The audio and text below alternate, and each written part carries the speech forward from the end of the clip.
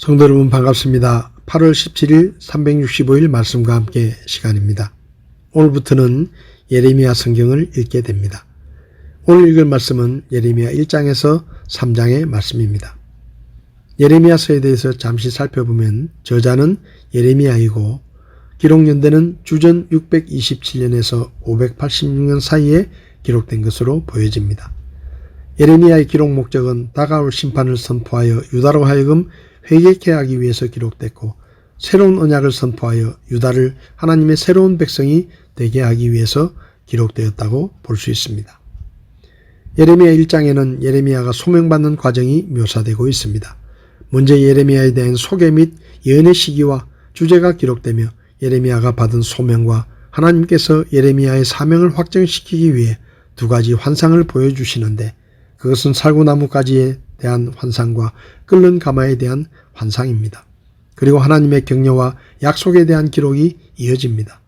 예레미야는 이스라엘의 종교적 정치적 불의를 신랄하게 지적하고 바벨론의 포로로 잡혀갈 것을 예언했습니다.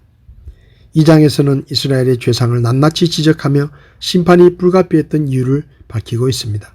그러면서 예레미야의 본격적인 대언자로서의 사역이 시작됩니다. 첫째, 이스라엘에 대한 하나님의 기억과 하나님에 대한 조상들의 행위와 둘째, 이스라엘이 행한 악에 대한 내용, 그리고 이스라엘이 하나님의 말씀을 따르지 않고 이방의 신을 따라가는 모습에 대해 나옵니다. 6가지의 비유를 통해 하나님께 대한 유다의 죄악된 모습을 낱낱이 드러내시는데 그들에게 하나님의 심판과 재앙이 임할 수밖에 없음을 증거하십니다. 그래서 결국 하나님의 심판받아 마땅한 이스라엘의 잘못에 대한 내용이 기록되어 있습니다. 3장에서는 북왕국 이스라엘의 멸망을 목격한 유다 백성들이 계속해서 우상을 숭배하는 죄악에 빠져있는 어리석음을 책망하는 내용이 기록되어 있습니다. 아울러 진정으로 유다 백성들이 회개한다면 그들을 용서하고 축복해 주시겠다는 하나님의 사랑이 언급됩니다. 하나님은 유다의 영적 간음을 지적하고 회개치 않고 여전히 완고한 유다의 모습, 그리고 회개에 대한 축복을 보장하시는 긍휼의 하나님에 대한 말씀이 기록되어 있습니다. 제 마음에 와닿은 말씀은 예레미야 1장 6절에서 7절의 말씀입니다. 그때 내가 이르되 주 하나님이여 보소서 나는 아이라 말을 할 수 없나이다 하니라. 그러나 주께서 내게 이르시되 나는 아이니이다 하지 말고 내가 너를 보내어 말하게 할 모든 자에게 너는 가며 내가 내게 무엇을 명령하든지 너는 말할지니라. 예레미야는 남유다 왕 요시야 치세 13년에 하나님의 부르심을 받았고 그때부터 시드기야 왕 11년 말 예루살렘 사람들이 바빌론의 포로로 끌려갈 때까지 약 40년 동안 대언자의 사명을 감당했습니다. 하나님의 부르심을 받았을 때 예레미야는 순종하지 않고 망설였습니다.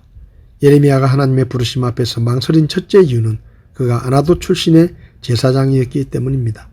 아나돗은 예루살렘 북쪽 5km쯤에 있는 작은 성읍인데 솔로몬이 왕위에 올랐을 때 반역을 일으킨 아도니아에게 동조했던 제사장 아비아달의 고향으로 반역에 가담한 아비아달은 제사장 직분에서 파면당하고 고향으로 쫓겨나 유배를 당했습니다. 그 이후로 아나돗 출신의 제사장들은 중용되지 못하고 소외되었는데 예레미야는 아나돗 출신이었기 때문에 아무도 자기가 전하는 하나님의 말씀에 귀를 기울이지 않고 무시할 것이라고 생각했기 때문입니다. 예레미야가 머뭇거린 두 번째 이유는 대언자의 사명을 감당하기에는 자신이 너무나도 부족하고 연약하다고 생각했기 때문입니다. 대언자의 사명 그 자체에 대한 막중한 부담감을 느끼며 두려웠던 예레미야는 하나님께 나는 어린아이와 같아서 하나님의 말씀을 제대로 전달할 만한 능력이 없습니다 라고 말하며 망설이며 물러섰습니다. 그때 하나님께서는 예레미야에게 너는 아직 어리다고 말하지 말고 내가 보내는 곳이면 어디든지 가며 내가 내게 시키는 말이면 무엇이든지 그대로 전하라 라고 말씀하셨고 이어서 내가 언제나 너와 함께 있으며 너를 보호해 줄 것이니 너는 어떤 사람도 무서워하지 말라. 내 말이니 믿어도 된다 라고 말씀하셨습니다. 성도 여러분, 때로 하나님께서 우리에게 우리가 감당하기 어렵고 중요한 일을 맡기실 수도 있습니다. 아니 우리가 주님의 교회에서 하는 일은 아무리 작은 일이라도 우리의 능력과 지혜로는 감당할 수 없는 일이며 너무나 중요하고 큰 하나님의 일입니다. 그래서 우리는 하나님께서 우리를 쓰시려 할 때 순종하지 못하고 우리가 부족하다고 생각하며 망설이거나 주저할 수가 있습니다. 그러나 하나님께서는 사람을 불러 하나님의 일을 맡기실 때 그분의 일을 감당할 수 있는 충분한 능력과 지혜를 주시고 환경과 여건도 만들어 주신다는 것을 기억해야 합니다. 그러므로 우리는 우리의 능력에 맞는 일을 맡겨달라고 기도할 것이 아니라 하나님께서 어떤 일을 맡기시든지 그 일을 감당할 수 있는 능력과 지혜를 달라고 기도하고 주님께서 일을 맡기실 때는 영광스러운 마음으로 감사하며 기꺼이 순종하여 하나님께 쓰임받는 삶을 살아야 할 것입니다. 8월 17일 365일 말씀과 함께 오늘도 함께 해주셔서 감사합니다.